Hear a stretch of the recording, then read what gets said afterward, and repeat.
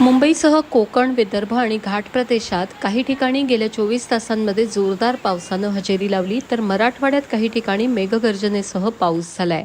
पुढचे 4-5 दिवस ही स्थिती कायम राहण्याची शक्यता आहे. हवामानाचा अंदाज आणि इशारे काय आहेत जाणून घेऊया.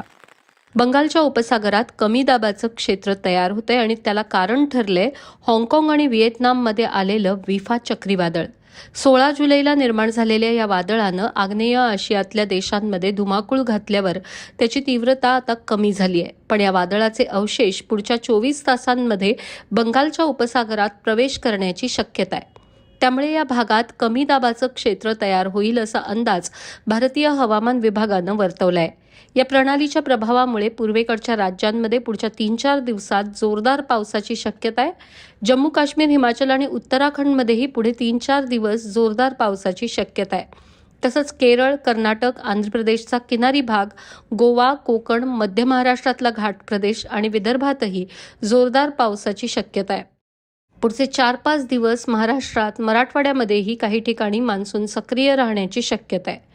22 जुलैसाठी रत्नागिरी, सिंधुदुर्ग आणि गडचिरोली या जिल्ह्यांमध्ये ऑरेंज अलर्ट असून राज्यात इतर बहुतांश जिल्ह्यांमध्ये येलो अलर्ट दिलाय. तर 23 जुलैला रायगड, रत्नागिरी, सिंधुदुर्ग हे जिल्हे आणि लगतच्या घाट प्रदेशात ऑरेंज अलर्ट आहे. त्याशिवाय मुंबई, ठाणे, पालघर, नाशिकचा घाट प्रदेश, चंद्रपूर आणि गडचिरोली या जिल्ह्यांमध्ये पावसासाठी येलो अलर्ट आहे. आणि नंदुरबार, धुळे, नागपूर, भंडारा, गोंदिया, जालना, परभणी, हिंगोली, नांदेड आणि यवतमाळ या जिल्ह्यांमध्ये मेघगर्जनेसह पावसासाठी येलो अलर्ट आहे. कोकणात आणि विदर्भात तसंच मराठवाड्यातल्या काही भागांमध्ये त्यापुढच्या 3 दिवसातही पावसाची शक्यता